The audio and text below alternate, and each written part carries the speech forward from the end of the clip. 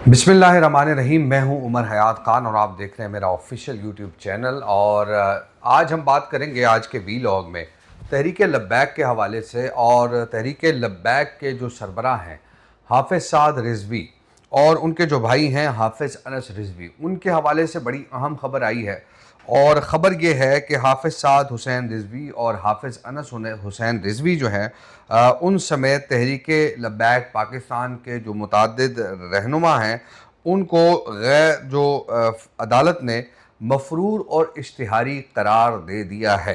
और तय तारीख़ में शायद ये पहली बार हुआ है कि जो मफरूर हैं ख़ास तौर पे जो कैद में हैं और गिरफ़्तार करने वाले भी उनको ढूंढ रहे हैं।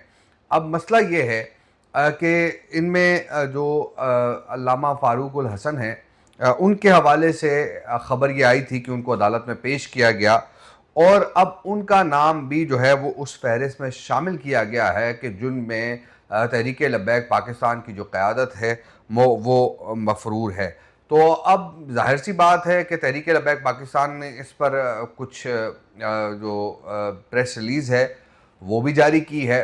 और उन्होंने ये कहा है कि जो हाफिज़ साद रिज़वी हैं, हाफिज़ अनस रिज़वी जो हैं वो हुकूमत की क़ैद में है और हुकूमत जो है वो उनको अब अदालतों के ज़रिए मफरूर करार दे रही है।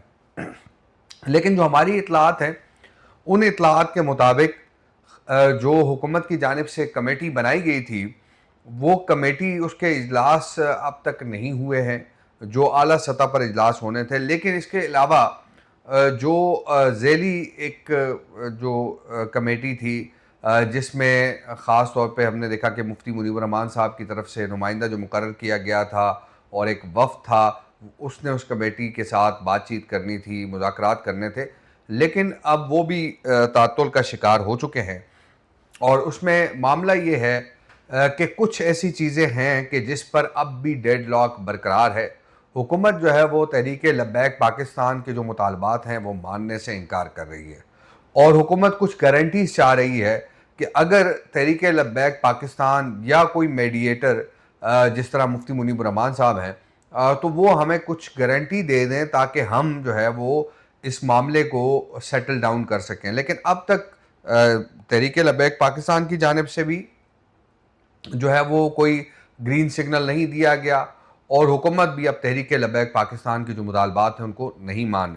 हुकूमत का ये खदशा है क्योंकि एक मुतालबा है कि जामा मस्जिद रहमतुल्लाह आलमीन को खोल दिया जाए और जो बाज़ियाब किया जाए उन रहनुमाओं को जो कि कैद हैं और जो कारकुनान कैद हैं उनकी रिहाई अमल में लाई जाए और जो तहरीक लब्बैक पाकिस्तान के मुंजमद अकाउंट्स हैं उनको बहाल किया जाए। अब मसला ये है कि जामा मस्जिद रहमतुल्लाह आलमीन के हवाले से हुकूमत की गारंटी मांग रही है कि जामा मस्जिद रहमतुल्लाह आलमीन अगर खोली जाएगी तो उस मस्जिद के अंदर दोबारा जो है वो इस तरह की एक्टिविटीज़ नहीं होंगी या उससे तहरीक लब्बैक पाकिस्तान का मरकज़ जो है वो नहीं बनाया जाएगा। तो ये हुकूमत के कंसर्न्स हैं, ख़दशात हैं। तो हुकूमत ने इस हवाले से तहरीक लब्बैक पाकिस्तान की जो क़यादत है उसको पैगाम पहुँचा दिया है और ये पैगाम मुफ्ती मुनीब रहमान साहब और उनका जो वफ़द था उसके ज़रिए पैगाम पहुँचाया गया है। और लेकिन तहरीक लब्बैक पाकिस्तान इसको मानने से इनकार कर रही है। अब मसला ये है कि अल्लामा फ़ारूकुल हसन के हवाले से हमने वीलॉग भी किया था और उनको अदालत में पेश भी किया गया। लेकिन अब ये बात सामने आई है कि अल्लामा फ़ारूकुल हसन जो है उनको मफरूर करार दे दिया गया है और अल्लामा फ़ारूकुल हसन पर एक वक्त में कहा यह जा रहा है जो कि तहरीक लब्बैक पाकिस्तान की जानिब से जारी बयान है कि उसमें 50 थानों में उन पर बैक वक्त जो है वो मुकदमात हैं। उन पर मुकदमात मुरीदके में है, काहना में है और सदर में भी उन पर मुकदमात दर्ज किए गए हैं। और 50 थानों की पुलिस ये कह रही है कि है ये शख्स जो है वो हमारे इलाके में था। और तहरीक लब्बैक की जानिब से जो जारी बयान है उसमें ये कहा गया कि ये जादू नहीं है बल्कि झूठ है और मुनज़्ज़म सोचा समझा और रियासती मोहर लगा हुआ झूठ है। और उन्होंने कहा कि उन्होंने एक बार भी नहीं पूछा जज साहब ने कि ये एक शख्स एक ही वक्त में 50 जगह कैसे हो सकता है। और बस फिर रिमांड, फिर रिमांड, फिर रिमांड और कभी कोट लखपत जेल में, कभी कैंप जेल में, कभी एक थाने में, कभी दूसरी थाने में। और फिर उसके बाद जो है ये कहा गया कि जनाब ये शख्स हमें नहीं मिला और उसे इश्तिहारी करार दे दिया गया। अब मामला ये है कि जामा मस्जिद रहमतुल्लाह आलमीन हो या गिरफ्तार रहनुमा कारकुनान की रिहाई हो या उनके लिए कोई रिलीफ हो या उसके साथ साथ तहरीक लबैक पाकिस्तान के जो मुंजमद अकाउंट्स हैं उनकी बहाली हो, ये ऐसे मुतालबात हैं कि शायद हुकूमत ना माने। लेकिन मसला यहाँ ये दरपेश है कि इस वक्त जो हालात हमें नज़र आ रहे हैं उन हालात को मद्देनज़र रखते हुए कुछ ऐसी चीज़ें हैं कि हुकूमत जो है वो अब इस तरफ नहीं आ रही, क्योंकि ख़बरें भी इस तरफ से नहीं आ रही थी, तो इसलिए हम आपसे मुखातिब भी नहीं थे। अब मामला ये है कि ईरान अमरीका जंग शुरू हो गई और ये जो तहरीक लब्बैक पाकिस्तान और हुकूमती जो मुज़ाकराती टीम है उनके दरमियान जो मुज़ाकरात हैं वो तात्तुल का शिकार हुए और उसके बाद जो है कोई इस पर पेशरफ्त हमें नज़र नहीं आई। अब जब तहरीक लब्बैक पाकिस्तान ने अपने कंसर्न्स शो किए हैं और ख़ास तौर पर हाफिज़ साद हुसैन रिजवी और हाफिज़ अनस रिजवी के हवाले से, वो यकीनी तौर पर बड़े इस पर ये गौर तलब हैं, ये खदशात भी गौर तलब हैं कि ये बताया गया पहले और कहा गया कि जनाब हाफिज़ साद रिजवी और हाफिज़ अनस रिजवी महफूज मकाम पर मौजूद हैं और कई मुलाकातें उनकी हो चुकी हैं और उन मुलाकातों में जो है वो उनसे कुछ यकीन दहानियाँ तलब की गई, लेकिन उन्होंने वो यकीन दहानियाँ देने से इनकार किया है। और उसमें ख़ास तौर पे देखें ना, अब जो तहरीक लब्बैक पाकिस्तान की क़यादत है या तहरीक लब्बैक पाकिस्तान के कारकुनान हैं उन पर इंसदाद दहशतगर्दी की दफ़ात के तहत मुकदमात दर्ज हैं। तो इंसदाद दहशतगर्दी की दफ़ात के तहत जो मुकदमात हैं उनमें कुछ वक्त लगता है कारकुनों और रहनुमाओं की रिहाई के लिए।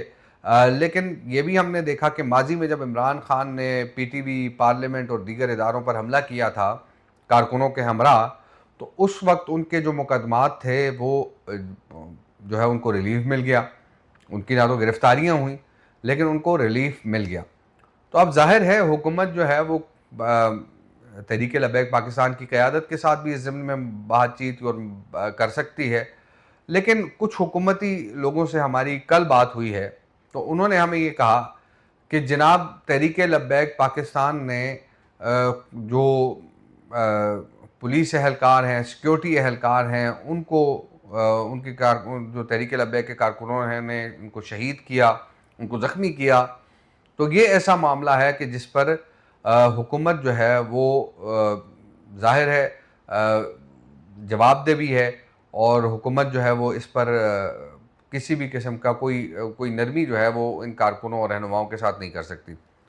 तो ये ऐसे मामलात हैं कि जो शायद हुकूमत इसलिए लैतुलाल से काम ले रही है, ताख़ीर इसीलिए कर रही है कि कुछ चीज़ें जो हैं वो सेटल डाउन हो जाएँ।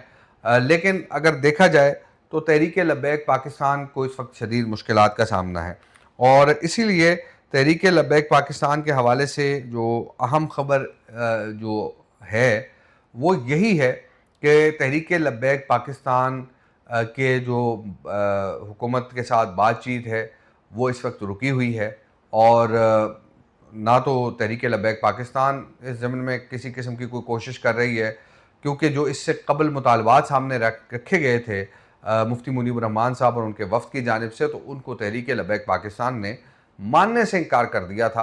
तो फिर उसके बाद उन्होंने ये कहा और एक रहनुमा ने यहाँ तक कहा कि अगर हमारी क़यादत जेलों में है, हमारे कारकुन जेलों में हैं तो वो नामूस रिसालत के लिए हैं, वो किसी और जुर्म में या किसी चोरी डकैती या फिर किसी और ऐसे जुर्म में, मंशियात के जुर्म में नहीं है।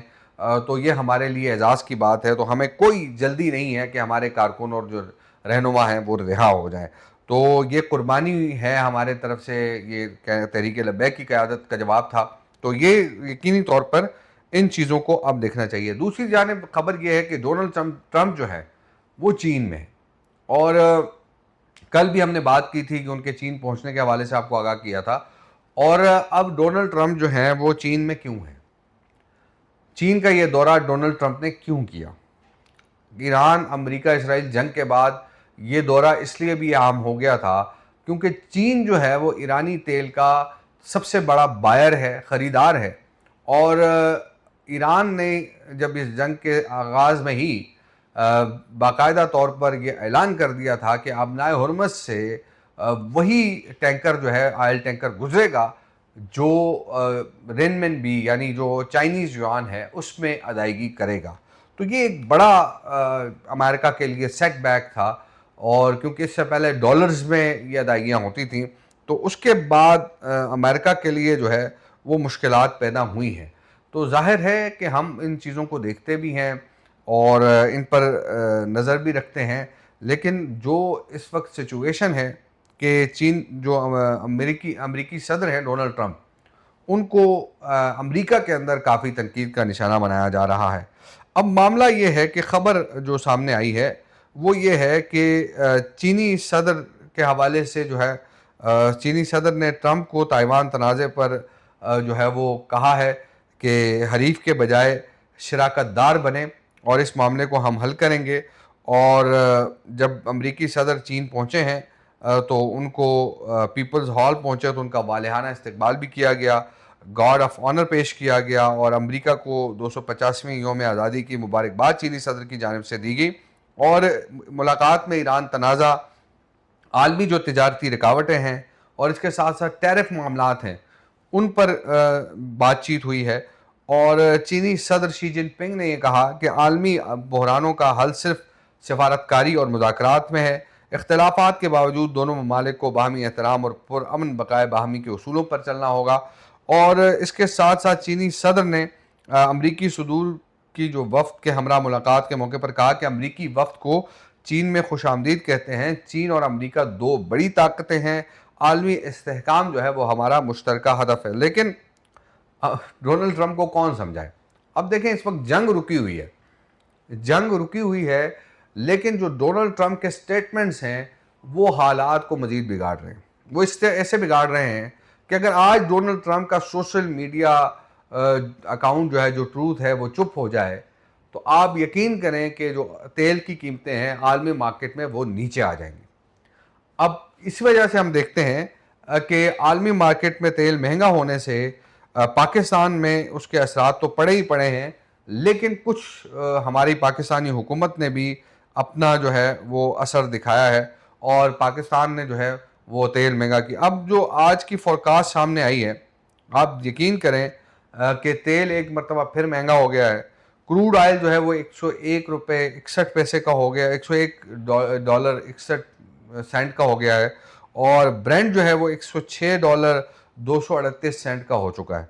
अब ये ऐसी चीज़ें हैं कि आज का जो रेट है, यानी पाकिस्तान में एक मरतबा फिर हम देखेंगे कि इस जुमे को हुकूमत इस ट्रेंड को बुनियाद बनाकर जो ऑयल प्राइसेस हैं उनमें इंक्रीज़ करेगी। तो ये मैं आपको पेशगी बता रहा हूँ कि हुकूमत इन प्राइसेस को बुनियाद बनाकर अगर कल सुबह जो प्लेट रेट्स कम हुए या कल ये रेट्स जो हैं वो कम होते हैं तो फिर शायद कोई कीमतें ना बढ़ें।